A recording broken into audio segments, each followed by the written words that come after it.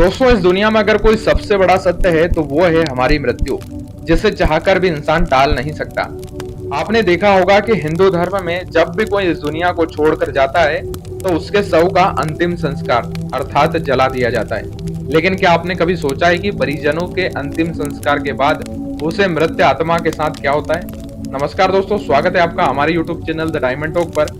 अगर अभी तक आपने हमारे YouTube channel the diamond talk को सब्सक्राइब नहीं किया है तो सब्सक्राइब जरूर करिएगा, क्योंकि सनातन धर्म से जुड़े हुए रोचक वीडियो हम आपके लिए लेकर आते रहते हैं। तो इस वीडियो में अंत तक जुड़े रहिएगा। तो चलिए शुरू करते हैं।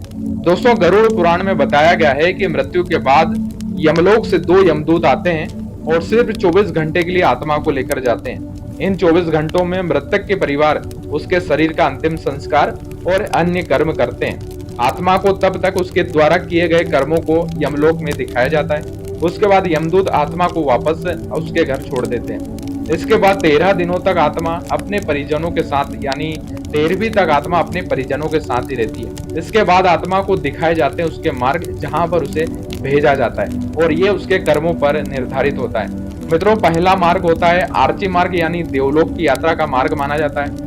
दूसरा मार्ग होता है डममार्ग मार्ग, जिसे पितृलोक का मार्ग कहा जाता है। और तीसरा मार्ग उत्पत्ति विनाश मार्ग, यानी नरक की यात्रा के लिए होता है। अपने पाप और पुण्य को निर्धारित समय तक भोगने के बाद आत्मा को फिर से शरीर मिलता है। इतना ही नहीं, मृत्यु के बाद जीवात्मा को यमलोक के मार्ग में कई प्रकार की बाधाओं का सामना करना पड़ता है। इन्हीं बाधाओं में एक है यमलोक के मार्ग पर पड़ने वाली वैतरणी नदी। ऐसा माना जाता है कि पुण्य आत्मा तो इस नदी को बड़ी आसानी से पार कर लेती है, लेकिन पापी आत्मा इस नदी में पूरी तरह से प्रताड़ित होती है। गरुड़ पुराण में बताया गया है कि पक्षीराज गरुड़ श्री हरि विष्णु से पूछते हैं कि प्रभु, मृत्यु लोक और यमलोक के बीच जो वैतरणी नदी स्थित है, उससे जीवात्मा का क्या संबंध है और इसे इस नदी से कैसी सजा मिलती है?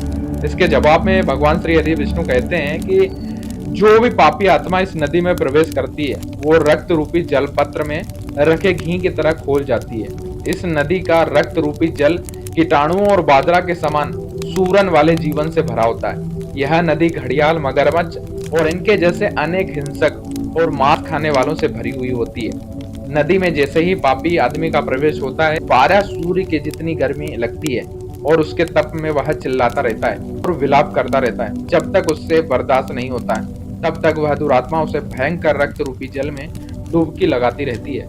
मित्रों, जिन लोगों ने अपने जीवन में पाप किए होते हैं उन्हें नरक भेजा जाता है। वहीं जो अच्छे कर्म करते हैं उन्हें स्वर्ग की प्राप्ति होती है। बुरे कर्म करने वालों को नरक में दंडित किया जाता है, वहीं अच्छे कर्म करने वालों को स्वर्ग में सभी सुख सुविधाओं के साथ रखा जाता है। गरुड़ पुराण में बताया गया है कि जिन आत्माओं को स्वर्ग में स्थान मिलता है उन्हें यमराज स्वयं अपने भवन तक छोड़कर आते हैं। उनका स्वागत करने के लिए अप्सराएं खड़ी होती हैं। वहीं जो लोग सिर्फ अपने बारे में सोचते हैं और जीवन भर किसी दूसरे का भला नहीं करते, उन्हें नरक में स्थान मिलता है। बता दें कि गरुड़ पुराण में अलग अलग नरकों का भी जिक्र किया गया है, जहां मृत आत्माओं को पापों की सजा मिलती है। इसके अलावा गरुड़ पुराण में अध्यात्म श्रम नरक के बारे में भी कहा जाता है। यह नरक उन पति पत्नियों की आत्माओं के लिए होता है जो अपने साथी को केवल लाभ या उपयोग के लिए वस्तु समझते हैं। इस नरक में उन आत्माओं को मारा जाता है। यह सिलसिला बहुत तेजी से चलता है। वहीं टमीशर्म नरक में उन लोगों को जगह मिलती है जिन्होंने अपने जीवन में दूसरों की संपत्ति हड़पी है। यहाँ उन्हें तब तक मारा जाता है जब तक दोबारा होश में ना जाए।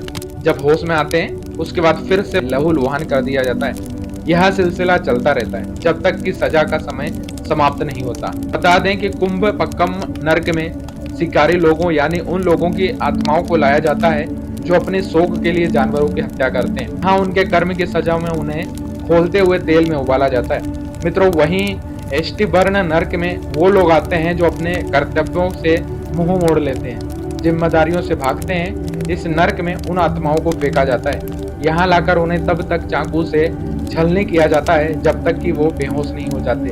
गरुड़ पुराण में कलासूत्रम नरक के बारे में भी बताया गया है। यहाँ उन आत्माओं को लाया जाता है जिन्होंने अपने जीवन में कभी बड़ों का सम्मान नहीं किया। इस नरक में बुरी कर्मों की सजा देने के लिए भी गर्मी में तब तक रखा जाता है जब तक उनकी सजा की सीमा समाप्त नहीं हो जाती।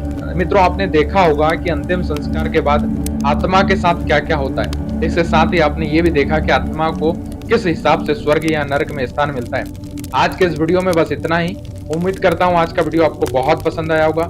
अगर वीडियो पसंद आया हो तो इस वीडियो को लाइक करिएगा, शेयर जरूर करिएगा और हमारे YouTube channel the diamond talk को सब्सक्राइब जरूर करिएगा। मिलते हैं फिर से किसी खास वीडियो में, तब तक के लिए आप सभी लोगों को जय श्री कृष्णा।